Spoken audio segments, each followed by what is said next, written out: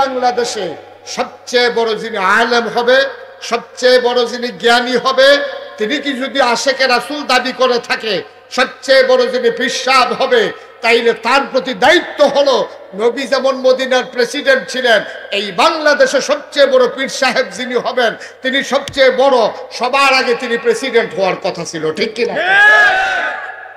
আমরা আফসোস কি জানেন, আমরা একদল পীর সাহেব কন, লাট সাহেব কন, এবার এরকম বন্ডা বন্ডা দিয়া এমন একটা ভাব ধরে থাকে মনে হয় কিচ্ছু বুঝে না, ঠিক নিও?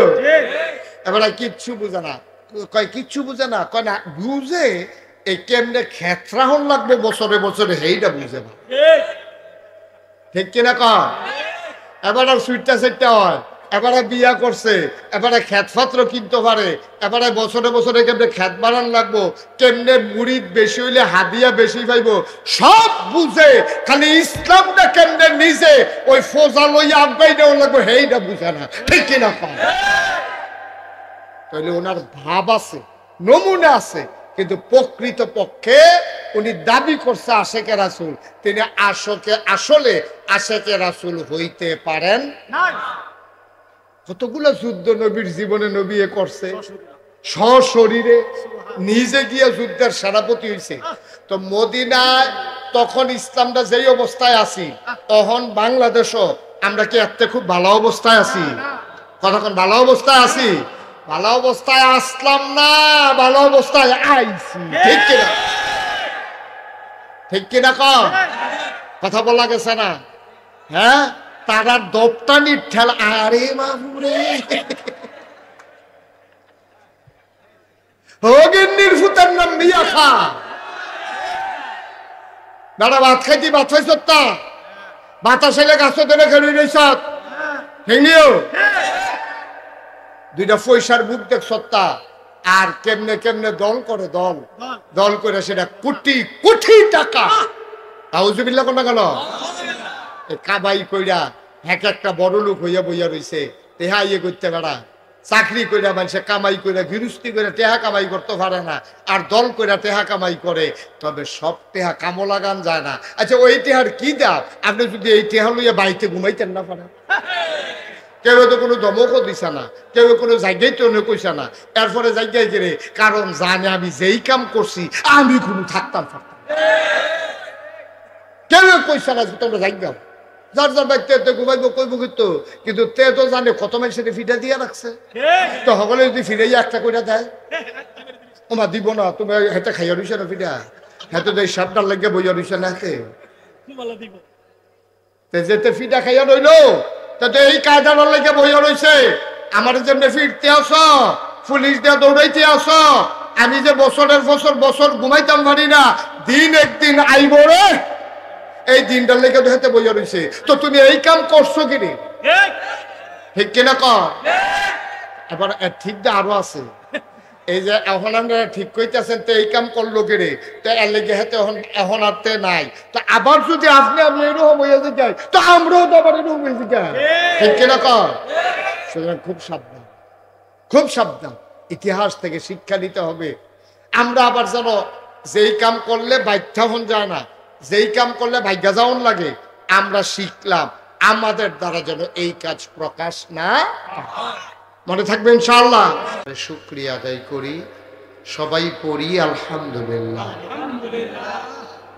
আমাদের জায়গা অনুযায়ী লোকজন একটু বেশি হয়ে গেছে, তো আপনারা মাহফিল কর্তৃপক্ষ যারা আছেন তাদেরকে একটু বসার ব্যবস্থা করে দেন, এই জায়গাটা ফাঁকা করে দিতে হবে। আপনি এখান থেকে সরেন, এই জায়গায় থাকলে দাঁড়িয়ে কথা বললে আমি ওয়াজ করতে পারবো না, সরেন, কথা বললেন না, কেউ কথা বললেন না, এই ছেলে তুমি কথা বলতেছো কেন? এটা কি বেয়াদবি হলো? এটা তুমি কথা বলা লাগবে এখানে, সরেন এখান থেকে, এই জায়গাটা ছেড়ে দেন। যে যারা লোকজন চলে আসছেন তাদেরকে একটু জায়গা করে দেওয়া যায় কিনা, মাহফিলের কর্তৃপক্ষ যারা আছেন তাদেরকে একটু বিছানা এই বিছিয়ে দেন, যেহেতু লোকজন বেশি হয়ে গেছে, পাশে বাড়িঘর আছে, আমার মা বোনদেরকে আমি বিনীতভাবে অনুরোধ করব যে দয়া করে আপনাদের আওয়াজ যেন মাহফিল পর্যন্ত না আসে, এটা দয়া করে একটু খেয়াল করেন। যারা এই মা বোন আছেন আপনারা দয়া করে আওয়াজ করেন না, আপনাদের এখানে অনেক লোকজন আসছেন দূর দূরান্ত থেকে, আপনারা দয়া করে একটু সুযোগ করে দেন। এই জায়গায় আপনি এভাবে ধরে রেখে রেকর্ড করতে পারবেন না, আপনি সরেন, এখান থেকে সরেন। মোবাইলে ইউটিউবে অনেক ওয়াজ আছে, কিংবা হাতে ধরে রেখে মন দিয়ে শুনেন নাই, ওই যে ওইখানে জায়গা আছে ওইখানে বসে। জি,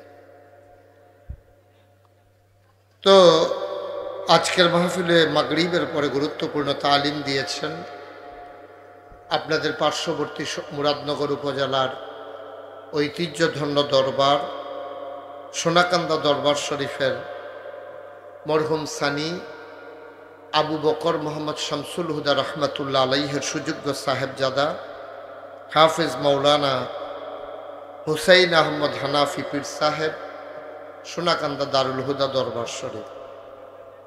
আমার আগে কথা বলেছেন আমার আদরের ধন কলিজার টুকরা হজরত মৌলানা কারি মোহাম্মদ আকরামুল হক মুরাদি সাহেব, কথা বলেছেন হজরত মৌলানা মোহাম্মদ খায়রুল ইসলাম, কথা বলেছেন আমার আদরের ধন কলিজার টুকরা নাগাইশ দরবারের সম্মানিত মুআল্লিম হজরত মৌলানা মোহাম্মদ ইব্রাহিম খলিল। আজকে প্রধান অতিথি হিসেবে উপস্থিত হয়েছেন আমার খুব কাছের মানুষ, আদরের ধন দানবীর হজরত মৌলানা মোহাম্মদ উমর ফারুক, বিশেষ অতিথি জনাব মোহাম্মদ আবুল হাসেম, সভাপতি জনাব মোহাম্মদ দেলোয়ার হুসাইন, আরও অনেক সহসভাপতি আমন্ত্রিত অতিথিবৃন্দ অনেকেই আছেন। আর আয়োজনের পক্ষ থেকে আমার আদরের ধন কলিজার টুকরা মোহাম্মদ শাহজাহান মুআল্লিম নাগাইশ দরবার শরীফ, সম্মানিত দিনদার আশিকিন মুহিব্বিন। বাংলাদেশে সাধারণত এই সিজনে মাহফিল হয় না, বাংলাদেশে মাহফিল হয় শীতকালে। এখন তো গরমের মৌসুম, বৃষ্টির মৌসুম, এখন হচ্ছে মাহফিল দেওয়া মানে 50-50 চান্স, মাহফিল করা হইতেও পারে নাও হইতে পারে, কারণ বৃষ্টি বাদলা চলে আসলে আমরা এইভাবে বসতে পারতাম না। তো কিছু কাজ আছে, কিছু কাজের লক্ষণ আপনার কাজটা দিয়ে বোঝা যায় কাজটা কি কবুল হয়েছে নাকি হয় নাই। তা আজকে যেহেতু বৃষ্টি বাদলার দিনে বৃষ্টি বাদলা না দিয়া আমাদেরকে সুন্দরভাবে বসে কথা শোনার সুযোগ দিয়েছেন, তাইলে বোঝা গেল আল্লাহ তাবারক ওয়া তাআলা আজকের মাহফিলকে কবুল করে নিয়েছেন। যদি কবুল না করতেন তো একটু বৃষ্টি দিলে তো আমরা বসতে পারতাম না। তো যেহেতু সুযোগ করে দিয়েছেন, আল্লাহ রাসূল সাল্লাল্লাহু আলাইহি ওয়াসাল্লাম বলেছেন মাইয়ুরিদিল্লাহু বিহি খায়রান ইউফাক্কিহু ফিদ্দীন। কবুল হবে যে আপনি বুঝবেন কেমনে? যখন দেখবেন যে আপনার নেক কাজ করতে ইচ্ছে করে, বলেন সুবহানাল্লাহ। কিছু মানুষ আছে নামাজটা দেখলে বিরক্ত লাগে, আর কিছু মানুষ আছে নামাজের সময় হলে অস্থির হয়ে যায় কোন সময় সে নামাজটা পড়বে। সুবহানাল্লাহ বলবেন না? তো যার নামাজ বিরক্ত লাগে আর যার নামাজ পড়ার জন্য অস্থির হয়ে থাকে, দুই দল মানুষ কি সমান? কথা বলেন সমান? আল্লাহ রাসূল বলছেন মাইয়ুরিদিল্লাহু বিহি খায়রান, আল্লাহ যাকে কল্যাণ দিতে চায়, লাভ দিতে চায়, লোকসান থেকে বাঁচাতে চায়, কল্যাণ দিতে চায়, ইকোটা বন্ধ করে দাও। তো আল্লাহ তাবারক ওয়া তাআলা ইউফাক্কিহু ফিদ্দীন, আল্লাহ তাকে দ্বীনের সঠিক বুঝ আল্লাহ তাকে দান করেন। সুবহানাল্লাহ বলবেন না? এই বাংলাদেশে দ্বীন বুঝার জন্য কয়েকটা মাধ্যম আছে। একটা হলো আপনি মাইকটা ঠিক করো, যে পুনফুনি একটা আওয়াজ দিয়ে বন্ধ করো। একটা হচ্ছে আপনি মাদ্রাসায় ভর্তি হইলে, দ্বীনি শিক্ষা প্রতিষ্ঠানে যদি আপনি ভর্তি হন, তাইলে আপনি দ্বীন শিখতে পারবেন। এখানে পড়লে ওলামায়ে কেরাম কিতাব পড়াইয়া পড়াইয়া, কোরআন হাদিস পড়াইয়া আপনাকে জ্ঞানী বানাই দেবেন। এটা হলো একটা মাধ্যম। আরেকটা মাধ্যম হচ্ছে যে জ্ঞান অর্জনের জন্য এই যে আমাদের মসজিদগুলো আছে, প্রত্যেক জুমাবারে শুক্রবারে ইমাম সাহেব খুতবা দেয়, দেয় নাকি দেয় না? এই খুতবা দিতে গিয়া যে আলোচনা করে, আরবিতে তো শেষে দিয়ে খুতবা দেয়, আর আগে দিয়া বাংলায় আলোচনা করে। এই আলোচনাগুলাটা বছরের ভিতরে 52টা শুক্রবার আছে, 52টা জমা আছে। তাইলে একটা বিষয় করে যদি প্রতি জমায় আলোচনা করে, একদিন করলো নামাজ, একদিন করলো রোজা, একদিন করলো হজ, একদিন করলো জাকাত, একদিন বুঝাইলো সুদ, একদিন বুঝাইলো ঘুষ, একদিন বুঝাইলো মদ, একদিন বুঝাইলো আপনার জোর জবরদস্তি, একদিন বুঝাইলো জুলুম। এমনি যদি বুঝাইতে থাকে 52টা সপ্তাহ, যদি 52টা বিষয় আপনাকে বুঝায়, আর আপনি যদি 52টা শুক্রবারে মসজিদও যান, 52টা বিষয় সম্পর্কে আপনি এত পণ্ডিত হওয়ার দরকার নাই, অন্তত একটা স্বাভাবিক বুঝ এই মসজিদ থেকে আপনি নিয়ে আসতে পারেন। কথা বুঝেন নাই? এই একটা বিষয়, দুইটা গেল। একটা হইলো মাদ্রাসা শিক্ষা প্রতিষ্ঠানে ভর্তি হয়ে লেখাপড়া করা। 2 নম্বরে হলো প্রত্যেক শুক্রবারে জমাবারে আলোচনা শুনে শুনে আপনি হালাল হারাম, ন্যায় অন্যায়, পাক নাপাক, জায়েজ না জায়েজ, কবিরা সগিরা, শিরক বেদাত, ফরজ ওয়াজিব, সুন্নত মুস্তাহাব, এই জিনিসগুলো সম্পর্কে আপনি ধারণা অর্জন করা। বলেন সুবহানাল্লাহ। 3 নম্বরে এই ভারতীয় উপমহাদেশে একটা জিনিস আছে যেটা অন্য দেশও নাই, এই মাহফিল। সুবহানাল্লাহ বলবেন না? এই জন্য কাতার থেকে জিজ্ঞেস করেন, কাতারে বেশিতে বেশি হইলে কোনো হল রুম ভাড়া লইয়া, হল রুম ওই যে আপনাদের সাথে কমিউনিটি সেন্টারে বিয়া টিয়া হয়, এরকম বড় রুমের ভিতরে ভাড়া করিয়া কিছু লোক বৈশা আপনার দিনে আলোচনা করতে পারে, অথবা মসজিদের ভিতরে এইভাবে ওপেন এয়ার, এই খোলা আকাশের নিচে মাঠের ভিতরে। বিদেশে এটা নট অ্যালাউ, এটা অ্যালাউ করে না, এটা সরকার এটারে অনুমতি দেয় না। তাইলে আমরা দেশও সব জায়গায় জায়গায় উড়ানো, মসজিদের সামনে, স্কুলের সামনে, খেলার মাঠও, ক্ষেতের ভিতরে যেই সুযোগটা আছে, অন্যান্য দেশে এই সুযোগটা নাই। এখন এই সুযোগটা পাইয়া আপনার কি বেজার না খুশি? আল্লাহ আপনার সুযোগ দিছে, কিন্তু আফসোস হইল আপনি ওয়াজ শুনবেন, যদি কাজে না লাগে তাইলে তো এই ওয়াজ শোনা যাবে, কোনো ফায়দা তো হবে না। মসজিদের মেম্বারগুলো আপনার ইমাম সাহেবরা যদি খুশি মনে বক্তৃতা দিতে পারত, খুশি মনে, কেউ কোনো বাধা না দিত। এখন আমাদের দেশে মসজিদের ইমাম সাহেব রাখিয়া ওই যেই দিন নিয়োগ দেয় সেই দিন ইমাম সাহেবরা কইয়া দেয়, হুজুর এই ইয়া করেন, রাজনীতির কোনো ওয়াজের আমরা এগুলো দরকার নেই। কয় নাকি কয় না? কথা হয় না, কয় নাকি কয় না? রাজনীতির কোনো ওয়াজের দরকার নেই। এখন আপনাদেরকে আমি জিজ্ঞেস করি, তো কঠিন ওয়াজের দরকার নেই, কঠিন ওয়াজ বুঝতেনও না, আমিও কইতাম ফারিও না, ফারলেন আপনারা বুঝাইতাম।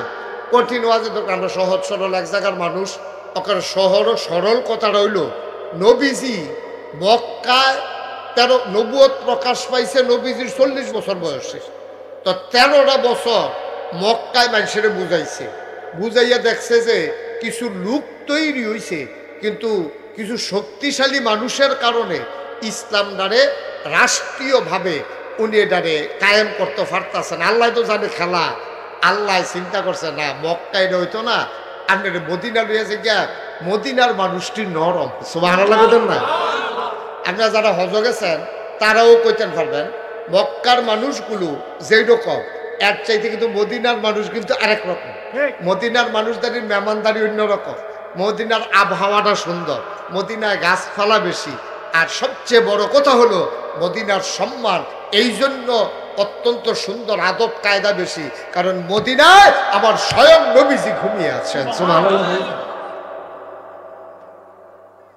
তো এখন মদিনার মানুষগুলো আপনার তারা আল্লাহ তো জানে কেমন, এখন মদিনার মানুষে আইসা নবীজিরে দাওয়াত দিয়ে নিয়ে গেছে মদিনা।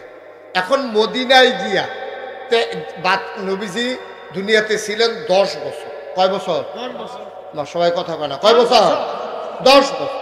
এই 10 বছর নবীজি মদিনায় কি করছে, এই কাজটা শুনলে আপনি বুঝবেন নবীজি করছে কি আর আমরা করতে আছি।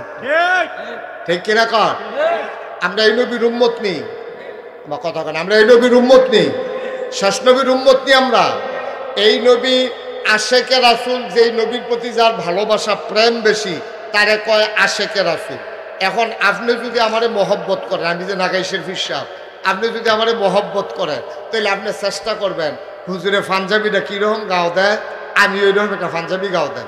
হুজুরে কোন খানাটা পছন্দ করে, আমি হুজুরের লেগে খানাটার ব্যবস্থা করাম, নিজেও খায়াম। হুজুরে কেমনে দাড়ি রাখছে, আমি এমনি দাড়ি রাখাম। হুজুরে কেমনে টুফি মাথার দেয়, আমি এমনি টুফি মাথার দেয়। হুজুরে কথা কয় কেমনে, আমি এটা চেষ্টা করাম এমনি কথা। যদি মহব্বত করেন, আমরা দেশে দেখবেন কেউ যখন দুস্তি ফাতে, এই দুই দুস্থ মিল্লা একরকম শার্ট বানাই রে, একরকম ফলাবাইন দেখবেন এইটা দুস্থ দুস্থ একরকম গঞ্জি গাও দিয়া বন্যায় ত্রাণ দেওয়ানোর জন্য যায়। আমি তোমরা কি চা, আমরা একটা সমিতি, মানে সবাই মিল্লা খানো দুস্থ, এর লেগে একরকম গঞ্জি, আবার মুরব্বীরাও দুস্থ একরকম পাঞ্জাবি গাও দেয়, এইরকম নিয়ম। তাহলে নবীজি হইল আমাদের সবচেয়ে বড় বন্ধু। সুবহানাল্লাহ বলবেন না? আমাদের সবচেয়ে বড় বন্ধুকে। তাহলে নবীজি যেমনি চুল কাটছে, আমরা এমনি কাটনের কথা নি। নবীজি যেমনি টুফি মাথায় দিছে, আমরা এমনি মাথায় দেওয়ানোর কথা নি কথা। তাইলে নবীজি 10টা বছর মদিনায় কি করলো, তিনি গিয়া সাইডে সবাইরে ডাকাইয়া কইল, তোমরা এখনো হিন্দু থাকবা, বৌদ্ধ থাকবা, খ্রিস্টান থাকবা, ইহুদি থাকবা, আমরা মুসলমানরা আছি, কোনো আপত্তি নাই। তবে সবাই মিল্লা আমরা একটা সুন্দর দেশ বানায়, এই দেশটার ভিতরে মুসলমানের আবাদত করব, হিন্দুর পূজা করব, খ্রিস্টানের গির্জাত গিয়া তারার আবাদত বন্দিগি করব। আমরা কেউ বাধা দিতাম না, তোমরা আমরা মসজিদ ভাঙতে আইবা না, আমরা হিন্দুর মূর্তি ভাঙতাম যাইতাম না। সবাই মিল্লা মিলমিশ দেশের প্রশ্নে সবাই এক। আমরা এই মদিনায় যদি কেউ আক্রমণ করে, কেডায় আমরা ইহুদি, কেডা আমরা খ্রিস্টান, কেডা আমরা মুসলমান, এটা আমরা চাইতাম না। সবাই মিল্লা বাইরের দেশেতে যারা আক্রমণ করবে, আমরা সবাই মিল্লা তাদের বিরুদ্ধে একসাথে দাঁড়াই যাব। ঠিক কিনা? হয়েছেও তাই, করছেও তাই। আমার নবীজি হয়ে গেলেন প্রেসিডেন্ট। সুবহানাল্লাহ না কেন? নবীজি হয়ে গেলেন প্রেসিডেন্ট, তার একদল মন্ত্রী হয়ে গেল। দেশের এই হিন্দু, বৌদ্ধ, খ্রিস্টান, মুসলমান, ইহুদি, নাসারা সবাই হয়ে গেল প্রজা। এখন সবাই যার যার স্বাধীন মতো তার দেশ চালায়। এটা হলো নবীজির তরিকা। এখন হেই নবীর আমরা উম্মত হইয়া আমাদেরও কিছু দায়িত্ব আছে। এই বাংলাদেশে সবচেয়ে বড় যিনি আলেম হবে, সবচেয়ে বড় যিনি জ্ঞানী হবে, তিনি কি যদি আশেকে রাসূল দাবি করে থাকে, সবচেয়ে বড় যিনি পীর সাহেব হবে, তাইলে তার প্রতি দায়িত্ব হলো, নবী যেমন মদিনার প্রেসিডেন্ট ছিলেন, এই বাংলাদেশে সবচেয়ে বড় পীর সাহেব যিনি হবেন, তিনি সবচেয়ে বড়, সবার আগে তিনি প্রেসিডেন্ট হওয়ার কথা ছিল। ঠিক কিনা? আমরা আফসোস কি জানেন, আমরা একদল পীর সাহেব কন, লাট সাহেব কন, এবার এরকম বগনা দিয়া এমন একটা ভাব ধরে থাকে, মনে হয় কিচ্ছু বুঝে না। ঠিক নিও? এবার কিচ্ছু বুঝে না, কয় কিচ্ছু বুঝে না, কয় না বুঝে, এই কেমনে ক্ষেত্রাহন লাগবে বছরে বছরে, সেইটা বুঝে না। ঠিক কিনা কন? এবার আর সুইটটা সেটটা হয়, এবারে বিয়া করছে, এবারে খ্যাতপাত্র কিনতে পারে, এবারে বছরে বছরে কেমনে খ্যাত বানান লাগবো, কেমনে মুরিদ বেশি হইলে হাদিয়া বেশি পাইব, সব বুঝে। খালি ইসলামটা কেমনে নিজে ওই ফোজা লইয়া আগাই নেওয়া লাগবো, সেইটা বুঝে না। ঠিক কিনা কম? তাহলে ওনার ভাব আছে, নমুনা আছে, কিন্তু প্রকৃত পক্ষে উনি দাবি করছে আশেকে রাসূল, তিনি আসলে আশেকে রাসূল হইতে পারেন না। কতগুলো যুদ্ধ নবীর জীবনে নবী করছে, সশরীরে নিজে গিয়ে যুদ্ধের সেনাপতি হয়েছে। তো মদিনায় তখন ইসলামটা যেই অবস্থায় আছি, তখন বাংলাদেশও আমরা কি এতে খুব ভালো অবস্থায় আছি? কতক্ষণ ভালো অবস্থায় আছি? ভালো অবস্থায় আসলাম না, ভালো অবস্থায় আইছি। ঠিক কিনা? ঠিক কিনা কম? কথা বলা গেছে না? হ্যাঁ, তারা দপ্তানির ঠেল, আরে বাবুরে হোগেন্নির ফুতের নাম মিয়া খা, বেড়া ভাত খাইতি, ভাত খাইছ তা বাতাস এলে গাছ ধরে খেলি রইস, হেঙ্গিও দুইটা পয়সার বুক দেখ সত্তা। আর কেমনে কেমনে দল করে, দল করে সেটা কোটি কোটি টাকা। আউযুবিল্লাহ কোন গেল কাবাই কইরা এক একটা বড় লোক হইয়া বইয়া রইছে, টেহা ইয়ে করতে পারা, চাকরি করে মানুষে কামাই করে গৃহস্থী করে টেহা কামাই করতে পারে না, আর দল করে টেহা কামাই করে, তবে সব টেহা কামো লাগান যায় না। আচ্ছা ওই টেহার কি দাম? আপনি যদি এই টেহা লইয়া বাড়িতে ঘুমাইতেন না পারেন, কেউ তো কোনো ধমকও দিছে না, কেউ কোনো জায়গায় তো কইছে না, এরপরে জায়গায় গেলে কারণ জানে আমি যেই কাম করছি আমি কোনো থাকতাম পারতাম, কেউ কইছে না যে তোমরা জায়গাও যার যার ব্যক্তি ঘুমাইব কইব, কিন্তু তে তো জানে কত মানুষের ফিটা দিয়ে রাখছে, তো সকলে যদি ফিরে একটা করে দেয় ওমা দিব না, তুমি হেঁটে খাইয়া রইছে না ফিটা, হেঁটে দেয় সাপটার লাগে বইয়া রইছে না হাতে, যেতে ফিটা খাইয়া রইল তাতে এই কায়দার লাগে বইয়া রইছে, আমার যেমনি ফিরতে আস, পুলিশ দিয়ে দৌড়াইতে আস, আমি যে বছরের বছর ঘুমাইতাম পারি না, দিন একদিন আইব রে, এই দিনটার লেগে তো হাতে বইয়া রইছে, তো তুমি এই কাম করছো কিনি, ঠিক কিনা কর? এবার ঠিকটা আরো আছে, এই যে এখন আপনারা ঠিক কইতেছেন তো এই কাম করলো কেড়ে, তো এর লেগে হাতে এখন আর তে নাই, তো আবার যদি আপনি আমি এরকম হইয়া যাই তো আমরাও তো আবার এরকম হয়ে যাই, ঠিক কিনা কর? সুতরাং খুব সাবধান, খুব সাবধান, ইতিহাস থেকে শিক্ষা নিতে হবে। আমরা আবার যেন যেই কাম করলে বাধ্যা হন যায় না, যেই কাম করলে ভাগ্যা যাওন লাগে, আমরা শিখলাম আমাদের দ্বারা যেন এই কাজ প্রকাশ না, মনে থাকবে ইনশাআল্লাহ। তখন আগে আপনারা দেখলে টিটকারি মারতো, তখন আপনি যদি আবার বইয়া টিটকারি মারেন কে আগিলা দিন কি কানে বসিল আরো নদী, এখন কিটা খবর কিটা হয়, তো আপনি আবার হেই হইলেন, আপনি বরঞ্চ ডাক দিয়া করবেন রে তোরা যাই করছো আমরা তোরার মতো না, তবে শিক্ষা গ্রহণ কর, বেড়াগিরি দেখাচ্ছা, শিক্ষা গ্রহণ করো, আমরা তোমরার মতো না, এরকম আমরা করতাম না ইনশাআল্লাহ, ঠিক কিনা কর? এটা হলো মোমেন মুসলমানের কাজ, এটা হলো মোমেন মুসলমানের কাজ, তারা যা করছে আপনি তা কইলেন না, এটাও তো খারাপ হয়েছে। তো একজন জ্ঞানী লোকের জিজ্ঞেসে ভাই আপনার তো বুদ্ধি হইল কেমনে, কয় বেহতেরা মানুষের বেহতেরা মানুষের তো আবার বুদ্ধি হয় কেমনে, কয় বেহতেরা মানুষের যা করে আমি তা করি না, লেগে আমি বুদ্ধিমান। কি কথাটা কইছে দেখছেন, কথাটার ওজন কত, কত মূল্যবান কথা কইছে দেখছে, বেহতারা মানুষে যা করে আমি তা করি না, এর লেগে বেহতারতে শিক্ষা আমি মাইদি দিয়ে বুদ্ধিমান হয়ে গেছি, বেহতারাতে যেটা করে আমি এটা করি না, তার লেগে তো আমি বুদ্ধিমান। তো যেই কাম করলে গড় ঘুমান যারা থাহন যারা, আমি সেই কাজ করব না, তাইলে তো আমি ভালো মানুষ, ঠিক কিনা? এটা হলো মূল কথা। আল্লাহ যা বড় কথা আল্লাহ আমাদেরকে যেন এমন একটা জিন্দেগি দান করে, সবাই কোনা আমিন। বন্ধুরা আমার, ভাইরা আমার, আল্লাহর নবী মুহাম্মদুর রাসূলুল্লাহ সাল্লাল্লাহু আলাইহি ওয়াসাল্লাম ১৫০০ বছর আগে যখন মক্কা ছেড়ে মদিনায় গেলেন, তিনি যখন মদিনায় ঢুকলেন, তিনি দেখলেন মদিনার মানুষগুলো নবীকে পাওয়ার জন্য অস্থির হয়ে আছে, বলেন সুবহানাল্লাহ। নবীজি আসবে, সবাই অস্থির হয়ে আছে, পাগল হয়ে আছে। ছোট ছোট বাচ্চাগুলা মায়ের কাছে গিয়া কয় মা ছোট্ট টুকরিটা দাও, আমাদের দেশে যেটা টুকরি জাহি ছোট ছোট যে এই তরকারি ধোয়, এই ছোট টুকরি গুলা দাও। মা বলতেছে বাবা টুকরি দিয়া কি করবা? কয় মা দুজাহানের বাদশা নবী মদিনায় আসতেছে, টুকরি দাও, টুকরি গুলা নিয়ে পাহাড়ি জঙ্গল থেকে ফুল ছিঁড়ে আনবো। বাচ্চারা টুকরি নিয়ে চলে গেল জঙ্গলে, ওই পাহাড়ের পদদেশে ফুল ছিঁড়ে ছিঁড়ে টুকরিতে করে নবী কোন রাস্তায় দাঁড়াবেন, তারা মুরব্বীদের খবর নিয়া বাপ চাচাকে জিজ্ঞেস করে টুকরি গুলা নিয়ে রাস্তার দুই পাশে দাঁড়িয়ে গেলেন। ছোট ছোট বাচ্চারা নবী যায় আর নবীর গায়ের ভেতরে ফুল ছিটাইয়া ছিটাইয়া দেয়।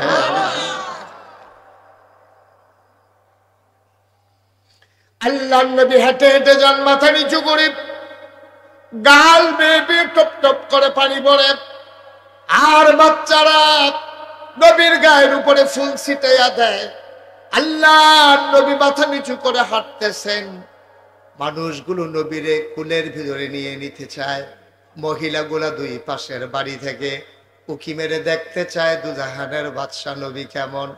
স্যারেরা ফুল ছিটাইয়া দেয় আর কত সুন্দর সুললিত কণ্ঠে গান গায়, তালা আল বদরু আলাইনা মিন সানিয়াতিল বিদা ওয়াজাবা শুকরু আলাইনা মাদালিল্লাহি দা। সুবহানাল্লাহ বলবেন না?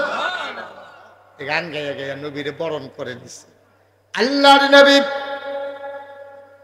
মদিনায় যখন ঢুকলেন, মদিনায় ঢুকার পরে মানুষকে ডেকে বলে দিলেন, আজকে থেকে আর মদিনার উপরে জুর জুলুম চলবে না, নির্যাতন চলবে না, নিপীড়ন চলবে না, মানুষে আর ভেদাভেদ হবে না, সবাই আমরা এক দেশের মানুষ, এক জায়গার মানুষ, মদিনা মুনাওয়ারা, সবাই মিলে সুন্দর করে দেশ চালায়।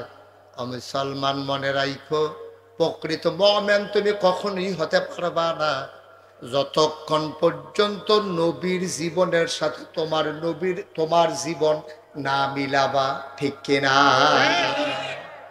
নবী যেমনে চলছে ঠিক তুমিও এমনি করে তোমার জীবনের প্রতিটি কাজ চালাইতে হবে। তুমি ভেজাল মনে করলে হইতো না, ভেজাল মনে করলে হইতো না। ও একটা সহজ কথা কই, আপনারা বুঝবেন, বুঝের মানুষ। আচ্ছা, আমরা সবাই মিললা এখন যদি মনে করেন এই জায়গাটা বইয়া শুধু জিকির করি, লা ইলাহা ইল্লাল্লাহ, লা ইলাহা ইল্লাল্লাহ, আল্লাহু আল্লাহ, আল্লাহু আল্লাহ, শুধু জিকির করলাম, হ্যাঁ, তসবিহ তাহলিল পড়লাম, কিচ্ছু একটা কথাও কইলাম না, আপনি দল মত নির্বিশেষে হিন্দু বৌদ্ধ খ্রিস্টান সবাই করবো মাশাআল্লাহ, এরকম হলে তো কোনো কথা নাই। এখন কোনো সমস্যা নাই, সবাই মিললে আমরা জিকির করতে আসি, কোনো সমস্যা নাই, কোনো বাধা নাই, কোনো ঝামেলা নাই, কিচ্ছু নাই। এখন সবাই মিললে আমরা জিকির করতে আসি, কোনো সমস্যা নাই। হ্যাঁ, এই জায়গাটার মধ্যে যদি আমি বইয়া হন কই, ও আপনি জিকির কি করতে আছেন? কতজন আমরা জিকির করতে আসি লা ইলাহা, সবাই পড়েন লা ইলাহা, লা ইলাহা। আচ্ছা, এই যে কইলাম লা ইলাহা ইল্লাল্লাহ, এই জিকিরটা করলে সওয়াব আছে। আল্লাহ রাসূল বলেছেন আফদালুল যিকরি লা ইলাহা ইল্লাল্লাহ, সবচেয়ে উত্তম জিকির হলো লা ইলাহা ইল্লাল্লাহ। আচ্ছা, এই লা ইলাহা ইল্লাল্লাহ মানে কি কইছি আমরা? না, লা ইলাহা ইল্লাল্লাহ যে কইলাম এটার একটা অর্থ আছে নাকি নাই? আছে। অর্থটা কি? তা লা ইলাহা, কোনো ইলাহ নাই, কোনো মাবুদ নাই, কোনো মাশুক নাই, কোনো মওজুদ নাই, কোনো মাকসুদ নাই, কোনো আইনদাতা নাই, কোনো বিধানদাতা নাই, কোনো রিজিক দাতা নাই, কোনো হায়াত দাতা নাই, ইল্লাল্লাহ, আছে একজন, তিনি কে? আল্লাহ। তাহলে আগে কি কইছেন খেয়াল করেন, আগে কিন্তু আপনি বাচ্চারা কথা বলে না, কেউ আপনারা শুনতেছেন না, আপনারা কেউ আপনারা একজন বলতে পারেন না কথা শুনলে? একটু খেয়াল করে শুনেন, গুরুত্বপূর্ণ কথা। এই যে আমরা জিকির করলাম লা ইলাহা, তো লা ইলাহা দুইটা অংশ আছে, দেখেন এখন আল্লাহ এইটারে কই নফি আসবাত জিকির। এই জিকিরটারে কি জিকির কয়? নফি আসবাত। আগে না, এরপর হইল হা। না কিটা নাই, নাই, নাই মানে কি? কিচ্ছু না, একবারে খালি। এরপরে কয় হ্যাঁ একটা আছে, কিটা? এটা কয় ইল্লাল্লাহ, স্বয়ং আল্লাহ। সুবহানাল্লাহ বলবেন না? লা ইলাহা মানে কি? আমি কইলাম এই ঘরটার ভিতরে কিচ্ছু নাই, এই যে সামনে আমি যে ঘরে বইলাম খাইলাম, আমি বললাম এই ঘরে কেউ নাই। শাহজাহান বেঁচে গেলাম, শাহজাহান আমার যে নিতে আসো এই ঘরে কে আছে? কহিদুর কেউ নাই। এখন আমি ঢুকছি, ঢুকার পরে শাহজাহান আইয়া একজনে জিজ্ঞাসা, ভাই এই ঘরে কেরা আছে? তো ফিরসা বুজুর আইয়া বসছে, তা ফইলা তো কেউ নাই, এরপরে ফিরসা বুজুর আছে। এখন গোটা পৃথিবীতে দেখেন কি সুন্দর আল্লাহর কলমাটা দেখেন, গোটা পৃথিবীতে কিচ্ছু নাই, আইনদাতা নাই, বিধানদাতা নাই, রিজিকদাতা নাই, খাওয়াইনা নাই, খাওয়াইনা নাই। সুবহানাল্লাহ কথা তো খেয়াল করেন, কইলাম খাওয়াইনাও নাই, খাওয়াইনাও নাই, বিধানদাতাও নাই, বিধান পালন করিনাও নাই, রিজিক দেউনাও নাই, রিজিক নেউনাও নাই। অর্থাৎ নাই বলতে কিচ্ছু নাই। কি নাই? লা মাওজুদা ইল্লাল্লাহ, কোনো কিছু মওজুদ নাই। লা মাকসুদা ইল্লাল্লাহ, কোনো মাকসুদ নাই। লা মাশুকা ইল্লাল্লাহ, কোনো বন্ধু বান্ধব আমার কেউ নাই। লা ইলাহা ইল্লাল্লাহ, কোনো ইলাহা নাই।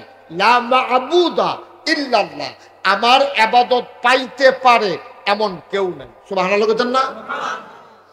এবার আমরা সবাই খেয়াল করেন, কিচ্ছু নাই, আইনদাতা নাই, বিধানদাতা নাই, হায়াতদাতা নাই, মৌদাতা নাই, রিজিক দাতা নাই, খালেক নাই, মালেক নাই, রাহমান নাই, রাহিম নাই, সাত্তার নাই, গাফফার নাই, আইয়ুব নাই, ওয়াদুদ নাই, কিচ্ছু নাই।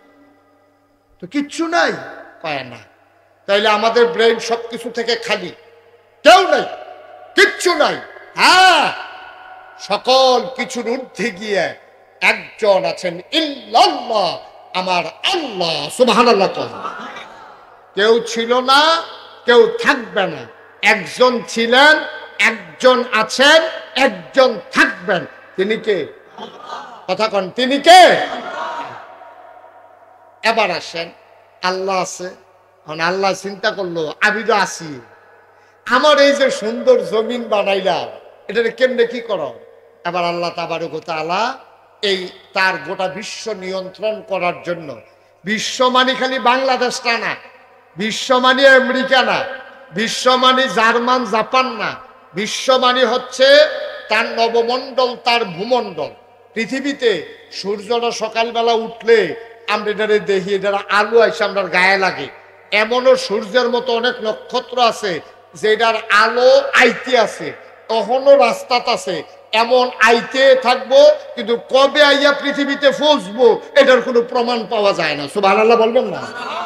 আবার বুঝেন, আল্লাহ শুধু এই জায়গাটার আল্লাহ না, এই পৃথিবীটার আল্লাহ না, বাংলাদেশটার আল্লাহ না, সৌদি আরবের আল্লাহ না, গোটা নবমণ্ডল, ভূমণ্ডল, আকাশ, আকাশের ঊর্ধ্বে যা আছে, জমিন, জমিনের নিচে যা আছে, সকল কিছু যেটা আপনার ব্রেইনে ধরে না। ব্রেইনে ধরবো কেমনে? আপনার ব্রেনটা তো একবারে শুধু, আর একটু সহজ করে করলে বুঝবেন। আপনার ব্রেনটা কি বড় না শুধু? কথা কথা, বড় না শুধু? একবারে শুধু ব্রেন আমরা। ওই যে আমরার ব্রেন রইল পিঁপড়ার মতো। পিঁপড়া একটা গাছ দিয়া বাইতে বাইতে বাইতে বাইতে গাছের মাথা তুলছে, সবুজ পাতাতে ওলদা পাতাত গেছে। বাতাস যখন লেল্লিরা আইছে, পিঁপড়াটা সহ ফাতাটা, লেল্লিরা ফাতাটা নিচে পড়ছে। কোন জায়গাটা পড়ছে? গাছের তলে নরম মাটি আছে। একটা গরু একবার পাত্র যাইতে লইছিল, এই গরুটারে যখন গাছের তলে দিয়া নিছে, গরুটা ফাড়া দিছে, পরে বাড়িটা ডাব্বা গেছে গা, ডাবার পরে একটু গর্ত হয়েছে, গরুটা দাঁড়িয়ে দাঁড়িয়ে এখানে পেশাব করছে। ওই গর্তটা পেশাবের ভিতরে, ওই গর্তটা পেশাবের ভিতরে পড়ছে। তখন এইটার ভিতরে আইয়া ওই পিঁপড়া সহ ফাতাটা গরুর সেনার ভিতরে, গরুর ফাওয়ের ভিতরে, এই জায়গাটা তাইয়া পিঁপড়াটা যখন পড়ছে, পিঁপড়াটায় দেখেছে, আরে বাবারে, এটা আমি কই ফেললাম, এটা তুই প্রশান্ত মহাসাগর, আমি বোধহয় টাইটানিক জাহাজ আছে। কারণ পিঁপড়া তো এরকমে, পিঁপড়া তো আর ফার দেখে না। এখন মানুষ দেখতে আছে, দূরে একটা গর্ত, এটার ভিতরে একটা আম ফাতা, এটার ভিতরে পিঁপড়ারা, এটা মানুষে বুঝে। কিন্তু পিঁপড়ায় মনে করতে আছে এটা বিশাল প্রশান্ত মহাসাগর, এটা ডাইনে বামে কোনো কুলকিরানা নাই, আর আমি আছি টাইটানিক জাহাজও, কোম্মালা জানি ডুববা যাই গাই। আচ্ছা, মানুষ একটা যাইতে লইছি, পিঁপড়ার মনের খবরটা মানুষে যদি বুঝতো পিঁপড়ারা কি চিন্তা করতেছে, মানুষে এটা কি চুপ করে থাকলো না হাসি দিয়া লইল? আরে মানুষ হইলে হাসি দিল নিও, মানুষ বললো আরে পিঁপড়া, তুই গরুর ফাওয়ারে মনে করতেছ প্রশান্ত মহাসাগর, আর গরুর সেনারে মনে করতেছ থই থই ফানি, আর আমফাতারে মনে করতেছ টাইটানিক জাহাজ। পিঁপড়ার জন্য ওই গর্তটা যদিও বড়, আমাদের জন্য একবারে ছোট। মুসলমান,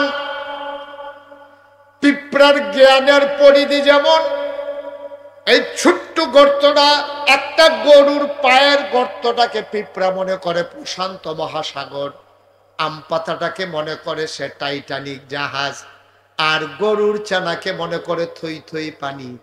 পিঁপড়া যেমন তার জ্ঞানের পরিধি কম, আমাদের নাইলে আর একটু বেশি, কিন্তু আমাদের জ্ঞানের পরিধিও অনেক বড়, বেশি না। এই জন্য আমরা মনে করি বিশাল পৃথিবী আল্লাহর কাছে একটা আম পাতার চাইতে আরো ছোট। বলেন সুবহানাল্লাহ। একটা হাতের তালুর মতো।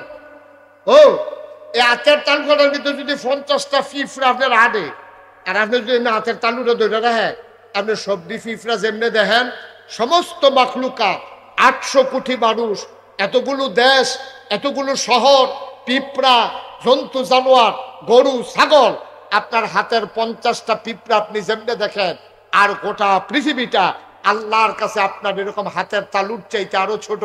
আল্লাহ তাবারক ওয়া তাআলা যখন তাকান তখন সব তাকাইয়া দেখে ওই আপনি পিঁপড়াগুলারে যেমনে দেখেন গোটা পৃথিবীর সবকিছু আল্লাহ তাবারক ওয়া তাআলার চাইতে ওই আল্লাহর কাছে আপনার হাতের তালুর চাইতে আরো ক্লিয়ার। সুবহানাল্লাহ বলবেন না? চাইতে আরো ক্লিয়ার, একবারে স্পষ্ট। এখন সব কিছু নিয়ন্ত্রণের জন্য আল্লাহ জিন বানাইছে, ফেরেশতা বানাইছে। এই জিন তুমি তোমার কাম করবা, এই ফেরেশতা তোমরা এই আমারে সাজদা দিবা, আমার চতুর্দিক দিয়ে ঘুরবা, সূর্যটা যেন ঠিক মতো কাম করে ছাইয়া রাখবা, চাঁদরা যেন ঠিক মতো উঠে ছাইয়া রাখবা, বৃষ্টি যেন ঠিক মতো হয়। এই মিকাইল ফেরেশতা তোমার দায়িত্ব হইলো আমি যেখানে হুকুম করব বৃষ্টি দিবা। এই আজরাইল তোমার দায়িত্ব হলো যার সময় শেষ তারে তুমি টান দিয়া লইবা। এই ইসরাফিল তোমার সিংহা দিয়া বয় রাখলাম, আমি যখন হুকুম করলাম ফু দিয়া লাইবা।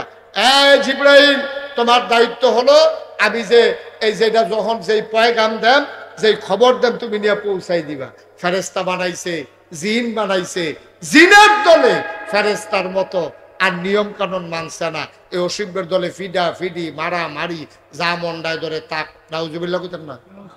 জোরে কইতেন না নাউজুবিল্লাহ? এবার আল্লাহ ফেরেশতাদের একদিন ডাক দিছে, আই সব আসো। আসার পরে জিজ্ঞেস আল্লাহ কেন একসাথে করছেন? আল্লাহ তাবারক ওয়া তাআলা সেদিন ঘোষণা দিলেন, ইন্নী জাইলুন ফিল আরদে খলিফা। আমি একটা কওম, আমি একটা সম্প্রদায়, আমি মানুষ বানাতে চাই। আল্লাহ ঘোষণা দিছে পরে ফেরেশতারা কয় বানাইয়া। আল্লাহ কয় ইন্নী আলামু মা লা তা'লামুন, আমি যা জানি তোমরা তা জানো না। সুবহানাল্লাহ বলবেন না? মানুষ বানানো হয়ে গেল।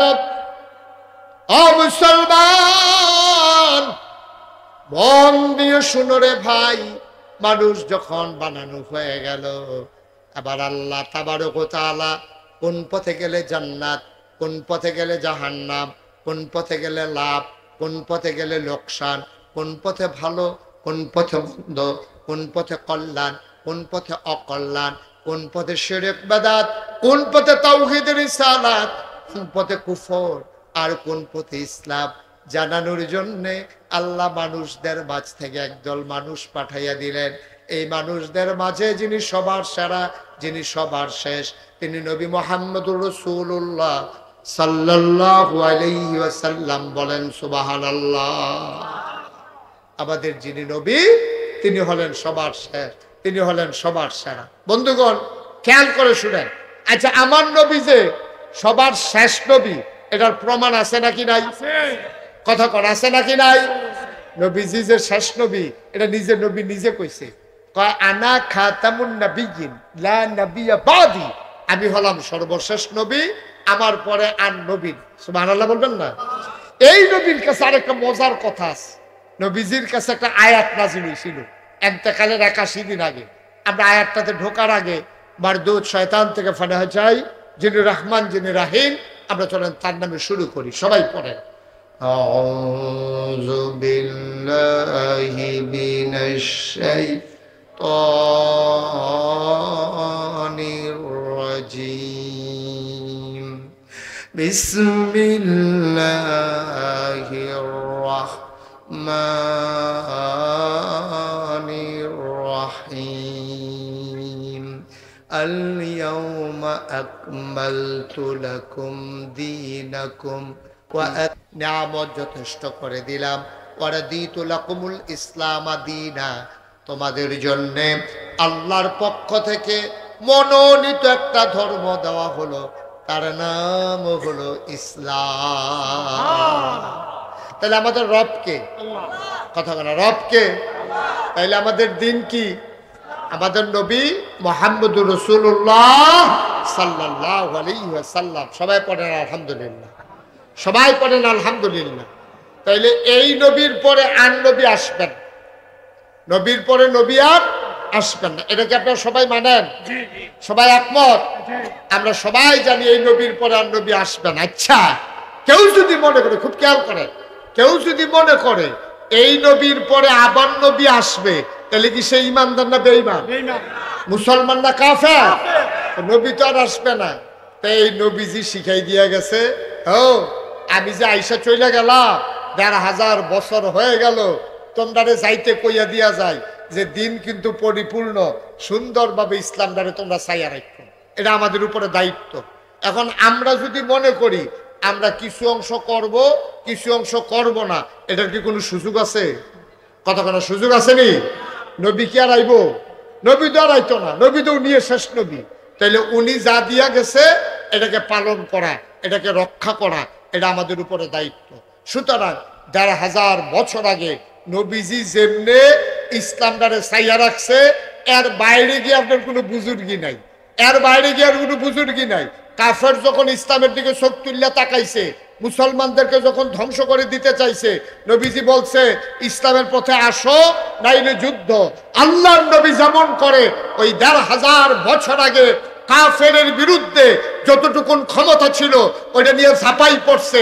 ১৫০০ বছর পরে আজ যদি কেউ ইসলামের উপরে আঘাত করতে চায়, আমরা যারা মুসলমান দাবি করি, আমাদের দাবি হলো দাঁত ভাঙ্গা জবাব দিয়ে ইসলামকে আল্লাহর জমিনে টিকিয়ে রাখা। ঠিক কিনা বলো? আল্লাহু আকবার। আল কোরআনের আলো ঘরে ঘরে জ্বালো, আল হাদিসের আলো ঘরে ঘরে জ্বালো। আরে তাকবীর। সবাই কোন আমিন? আমিন। জোরে কোন আমিন? আমিন। আমরার অবস্থা হইছে কি জানেন? একবারে সহজ কইরা কই, আমরার অবস্থা হইলো ওই হেই গৃহস্থের মতো। কথা যেটা মনে পড়ছে দেখি কইলে যা তো কইয়ে লাই। লোকজন তো আমার কষ্ট লাগতে আছে, মাশাআল্লাহ এত লোক আসছে, এটারে সুন্দর করে একটু বসার বিছানাও দেওয়া গেল না। তো তোমরা কি আয়োজন করলাম আমি তো বুঝলাম না কেসটা। হ্যাঁ, এটা তারার দোষ না, তারা বুঝছে না আপনারা যে না আইয়া পড়বেন, এটা সমস্যা হয়েছে সেইটা। আর কয়েক মিনিট, হ্যাঁ একটু ধৈর্য ধরে মন দিয়া শুনেন। ওই যে এক গৃহস্থ, ওই যেটা কইতাম কথা মনে আছে নিও, আমরা মুসলমান হয়ে গেছি এই গৃহস্থের মতো।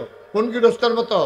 এক বেড়ায় বাইক ফেসাব করতে উঠছে রাইতে, মাইতে রাইতে ঘুমেতে যখন ফেসাব করতো খালের কান্দাত গেছে, গিয়ে দেখে তারা ভাই চুরাইতে আছে। কি আইতাছে? এই চুরাইতেছে দেখা এবার করছে কি তা আস্তে কইরা উড়ানের দিকে আইয়া পড়ছে। সুরে যখন খাল ফাড়িয়ে উড়ানো আইছে, এবার আস্তে কইরা ঘর ঢুকতে লাইছে। সুরে যখন হিনকেটটা ঘর ঢুকতে আছে, এবার চিন্তা করলো আমি আর ঘর থাকাটা ঠিক হইতো না, এবার ঘরের হওয়ার উঠতে লাইছে। সুরে যখন বস্তার ভিতরে মাল ভরতে আছে, এবার সাইয়া রয়েছে। আমরা আরো রয়েছে তো, শেষ হয়েছে না তখন, সাইয়া না রয়েছে। হাতে বস্তাত মাল ভরে, হাতে ওই সিলিং উঠটা নিচের ফেল বেড়া ফাঁক করে চাইতে আছে। সুরে কি তা করে মাল বইরা যখন মালদারে লইয়া ঘরের তে বাড়িয়া সুরে জাগাইতে আছে, তে বেড়াইতের মতো চিল্লান দিছে, সুর রে কইয়া চিল্লান দিছে, সুর গেছে গা, বাড়ির সকল একখান হইছে। আমরা মুসলমান হয়ে গেছি এখন একরকম এইরকম। সুর আইছে খালের এই ফারো, আমি দেখে সেটা আইয়া পড়ছি এই ফারো। সুর আইতে আছে ভিতর বাইত, আমি ঢুকালাইছি ঘরের ভিতরে। সুর ঘর ঢুকছে, আমি গিয়ে হওয়ার উঠটা বইয়া রয়েছি। সুর যখন মালটা লইয়া যাই যায়, আমি তখন চিল্লান দিছি। আজকে গোটা পৃথিবীতে মুসলমানরা বার খেতে খেতে পিঠ দেয়ালে ঠেকে গেছে। কোন দেশটার ভিতরে মুসলমান মাইক খায় না কর? ওখানে না আপনারা ফ্রিভাবে আইতেন ফার্স্টেন, এখন না সুন্দরভাবে কথা কইতে আছেন। ঢাকা ইউনিভার্সিটিতে যেই ছেলেগুলা নামাজ পড়তো, কইতো যে এইতে এই শিবির, না হইলেতে জামাত, না হইলেতে ইসলামী আন্দোলন করে, না হইলেতে নামাজ পড়ে গেলে, এর লেগে নামাজ পড়লো গেলে এই দেশও তার দোষ। বাংলাদেশও থাইকা ইন্ডিয়ার বিরুদ্ধে কথা কইলো গেলে, তারে ফিরতে ফিরতে বাইরে এলেছে। আবরার, আপনারা নাম শুনছিলেন আগে, তারে ফিরতে ফিরতে বাইরে এলেছে।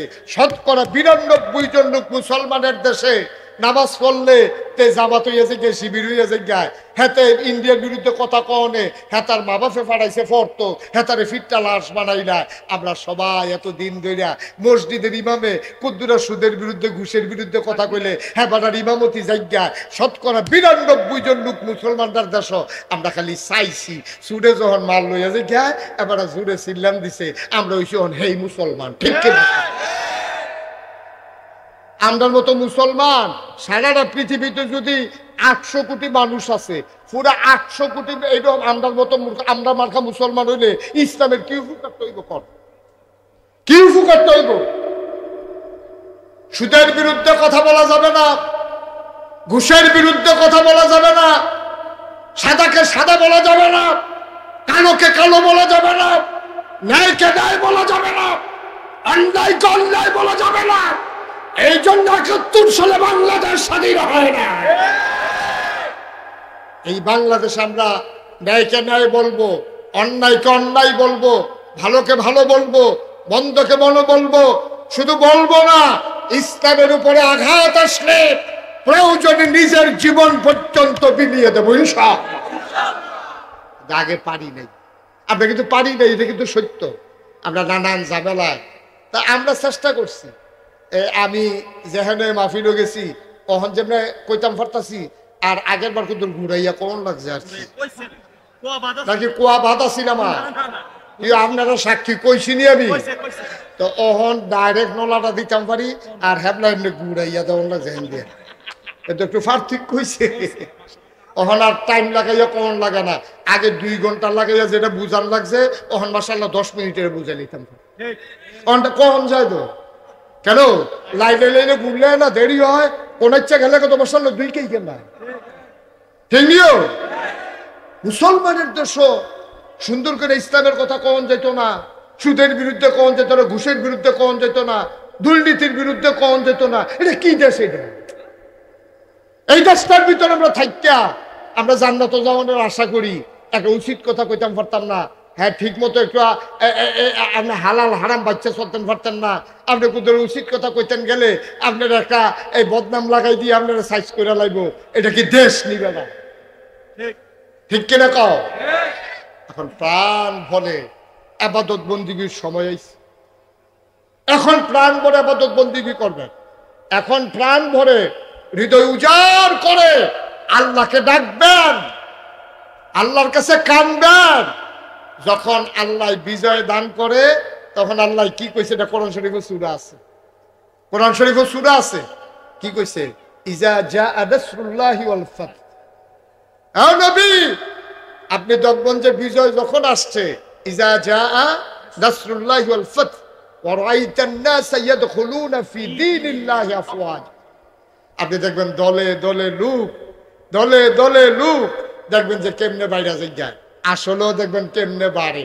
ওখান দেখবেন মসজিদ আগে যদি তাবলিগ হয়তো 15 জন, ওখানে 32 জন। ঠিক নিও? ওই যে ফাপ জমা হয়েছে যে তাবলিগ আইয়া এটি কিছু কমান যায়, ওখান দেখবেন তবলিগের লোক বাইরে যাবো, তবলিগের লোক দেখবেন ওখান দলে দলে লোক বাড়তে আছে। চিন্তা করবো মসজিদরা কুদুর শান্তিতে আছে, কহেন দিয়ে কাড়ায় দৌড়ান দেয় একটা জ্বালা না, এর ভিতরে তো তবলিগটা ভালো। কথাটা বনে নি চাইয়েন। হ্যাঁ না, ওখানে বনছে না তো, কইলা মাঝ ওখানে বনাই লিবেন কেমনি, পরে হিসাব মিলে চাইয়েন আইব। হ্যাঁ, আল্লাহ আল্লাহ কইছে যখন দেখবা দেখবা দলে দলে এই ইচ্ছা করে একবার ইসলামের পথে আইতে আছে, তখন তোমার কিছু কাজ আছে। যখন দেখবা যে দলে দলে লোক আইতেছে তখন কি করতে হবে? ফাসাব্বিহ বিহামদি রাব্বিকা ওয়াস্তাগফির। তুমি ফাসাব্বিহ তাসবিহ পড়বা আল্লাহ, বিহামদি এবং হামদ আল্লাহর প্রশংসা করবা, ওয়াস্তাগফির লাহু এবং তুমি আল্লাহর কাছে ক্ষমা চাইবা, তওবা করবা, কানবা। আল্লাহ আল্লাহ তুমি আমারে মাফ করে দাও, আল্লাহ তুমি আমারে বিজয় দিছো, তুমি আমারে শান্তি দাও, আল্লাহ তুমি এই দেশের মানুষের ভিতরে শান্তি দাও। আমিন কইতেন না? যেরকম আমিন। বন্ধুগণ, এটাই হচ্ছে ইসলাম, এটাই হচ্ছে ইসলাম, এটাই হচ্ছে ইসলাম। ১,৫০০ বছর আগে খুব খেয়াল করে শুনেন, আল্লাহর নবী যখন মক্কা ছেড়ে মদিনায় চলে গেলেন, 10 বছর মাত্র পার হলো, 10,000 সাহাবা নিয়া আল্লাহ নবী রওনা করলেন মক্কা মদিনা ছেড়ে মক্কার দিকে। কয় হাজার? ঘুমাই গেছেন সব? কয় হাজার? সবাই বলেন কয় হাজার? 10,000 সাহাবা নিয়া মদিনা থেকে মক্কার দিকে নবী আগাইতেছে। কয় হাজারও? 10,000। আল্লাহর নবী 10,000 সাহাবা নিয়া মদিনা থেকে মক্কার দিকে রওনা করলেন। যারা হজে গেছেন তারা দেখেছেন মক্কায় একটা মসজিদ আছে, মসজিদে আয়েশা। যারা উমরা করতে যায় এই মসজিদে আয়েশা থেকে হেরাম বেঁধে আবার উমরা করতে আসে। আল্লাহ নবী মসজিদে আয়েশার নিকট দিয়া 10,000 সাহাবা নিয়ে আগাইতেছেন।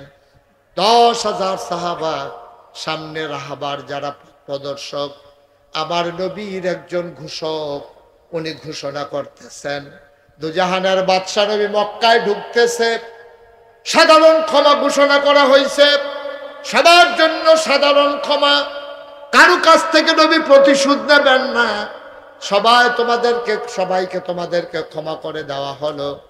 কেউ যদি অস্ত্র ধরো, কেউ যদি নবীকে বাধা দিতে চাও, তাইলে কিন্তু তাকে ছাড়া হবে না। সুবহানাল্লাহ কোন? কেউ যদি বাধা দাও তাইলে ছাড়া হবে না, তাইলে সাধারণ ক্ষমা। আল্লাহর নবী আগাইতেছেন, ওই মসজিদে আয়েশা থেকে আগাইয়া মাকবারাতুল মুআল্লা, যেটাকে বলা হয় জান্নাতুল মুআল্লা, অসংখ্য সাহাবা যেখানে ঘুমিয়ে আছেন, যেখানে আম্মা জান খাদিজা রাদিয়াল্লাহু তাআলা আনহার কবর, যেই কবরস্থানের ভিতরে, এই কবরস্থানের কাছে এসে নবী আস্তে করে চুপ করে থেমে গেলেন। পেছনে 10,000 লোক দাঁড়িয়ে গেলেন। মুরব্বির আয়েশা দেখে নবীর গাল বেয়ে বেয়ে টপ টপ করে পানি পড়তেছে, গাল বেয়ে টপ টপ করে পানি পড়ে। আল্লাহর নবী দাঁড়িয়ে আছেন, পেছনের সব লোক দাঁড়াই গেছে। মুরব্বির আয়েশা কই, ইয়া রাসূলুল্লাহ, ইয়া হাবিবাল্লাহ, কাবা ঘর তো আরো সামনে, আপনি এখানে থামছেন কেন? গাল বাইয়া বাইয়া, দাড়ি বাইয়া বাইয়া নবীজির পানি পড়তেছে। ও সাহাবারা জিজ্ঞাসা, ইয়া রাসূলুল্লাহ, আপনি কেন এখানে দাঁড়াইছেন? কাবা ঘর তো আরো সামনে। আল্লাহর নবী চুপ মেরে দাঁড়িয়ে আছেন। সাহাবারা তাকায়া দেখলো নবীর মাথাটা নিচু হতে হতে থুতনি মুবারক বুকের সাথে লেগে গেছে, ওই চোখের পানি দিয়া পাঞ্জাবি ভিজে গেছে, বুকের পশম ভিজে গেছে। সাহাবারা জিজ্ঞেস করে, নবী আমার, আপনি কেন দাঁড়িয়ে আছেন? আল্লাহর নবী ডাক দিয়া কয়, আজকে একজন মানুষের কথা বড় বেশি মনে পড়ছে, যেই মানুষটা মক্কার বিজয় দেখলে সবচেয়ে বেশি খুশি হইতো। একটা মানুষের কথা আজকে খুব বেশি মনে পড়তেছে, যে মানুষটা মক্কার বিজয় যেইটাছে এটা দেখলে যেই খুশি হইল। সাহাবারা কই, ইয়া রাসূলুল্লাহ, কে সেই মানুষটা যার জন্য আপনি নজরে কাঁদতেছেন? আল্লাহর নবী ডাক দেয়া কয়, সাহাবারা, উনি আমার দুঃখের দিনের সাথী, যেই দিন আমার পাশে কেউ ছিল না, চোখের পানি মুছে দেওয়ার মতো কেউ ছিল না। আমার উপরে মক্কার কাফেরেরা যখন অত্যাচার করেছে, আমাকে যখন বাঁচানোর কেউ ছিল না আমার আল্লাহ ছাড়া, সেই দিন একটা মানুষ আমার পাশে এসে দাঁড়াইছিল, ওই মানুষটার কেউ না, তোমাদের আম্মা খাদিজা রাদিয়াল্লাহু তাআলা আনহা।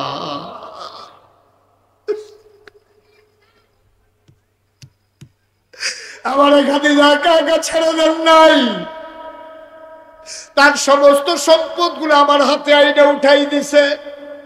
ডাক দিয়া বলছে, ইয়া রাসূলুল্লাহ, ইয়া হাবিবাল্লাহ, সব সম্পদ আজকে আমার যেগুলো ছিল সব আপনার, আপনি যেমনে মন চায় খরচ করেন। আল্লাহর নবীর কাছে কেউ এসে হাত পেতেছে, ভাই প্রমাণ দিতে পারে নাই কেউ, আল্লাহর নবী তারে খালি হাতে ফিরাইছে। বলো সুবহানাল্লাহ। আম্মা জান খাদিজার সবগুলো সম্পদ নবীজি নিজের মতো করে অসহায় গরিব মানুষকে বিলিয়ে দিতেন। আল্লাহর নবী ডাক দেয়া কয়, এই খাদিজা, সে নিজের জীবনকে ইসলামের জন্য ওয়াকফ করে দিয়েছে, সম্পদ তার ওয়াকফ করে দিয়েছে। এই মানুষটা তারপরে এত ভয় পাইতো। একদিন খাদিজা দেখে কাঁদতেছে, আমি বললাম, খাদিজা তুমি কাঁদো কেন? আল্লাহ তো তোমার প্রতি খুশি। কই, ইয়া রাসূলুল্লাহ, আমার অন্তরে বড় ভয়, আমার অন্তরে বড় চিন্তা। কই, কি ভয়? আমি যদি কবরে চলে যাই, আমি শুনেছি কবরের আযাব নাকি কঠিন আযাব, আমার ভয় লাগতেছে। কবরে যদি শোয়াই দেয়, মাটিগুলো ডানে বামে থেকে যখন চাপা মারবে, তখন কি উপায় হবে, এটা নিয়ে আমি বড় টেনশনে আছি। খাদিজা ডাক দেয়া কয়, নবী গো, ও স্বামী আমার, আপনার কাছে অনুরোধ, যদি ওই ফেরেশতারা এসে আমাকে প্রশ্ন করে, আমি যদি আটকে যাই ভয়ের কারণে, জবাব যদি দিতে না পারি, আমি যদি ভয়ের কারণে আটকে যাই, আমি যদি জবাব দিতে না পারি গো নবী, আমি তো ধরা খেয়ে যাবো, আটকা পড়ে যাব। আমার বড় ভয় লাগতেছে ইয়া রাসূলুল্লাহ, আপনি আমাকে ওয়াদা করেন আমার সাথে, আমি যদি আটকে যাই, আমি যদি কবরের জবাবগুলো দিতে না পারি ফেরেশতাদের, আপনি আমার সাথে ওয়াদা করেন কবরে শোয়ানোর পরে যতক্ষণ প্রশ্নের জবাব আমার দেওয়া শেষ না হবে ততক্ষণ পর্যন্ত আমার একা কবরে ফালাইয়া আপনি বাড়িতে আইসেন না।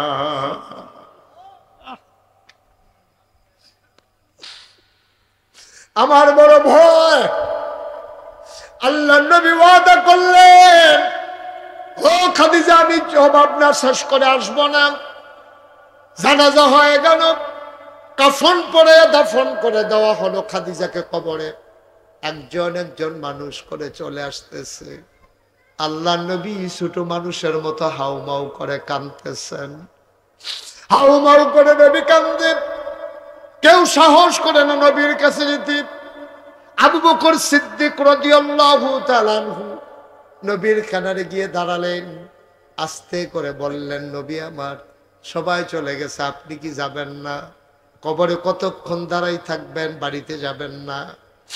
আল্লাহ নবী কান্দে। আবু বকর সিদ্দিক, নবী আমার, চলেন বাড়ির দিকে যাই। আল্লাহ নবী ডাক দেখো, আবু বকর, ও আবু বকর, তুমি চলে যাও, খাদিজার সাথে আমার একটা ওয়াদা আছে, এটা পূরণ না করে আমি বাড়িতে যাব না। আমার একটা গোপন ওয়াদা আছে আবু বকর, তুমি যাও, আমি আসতেছি। আবু বকর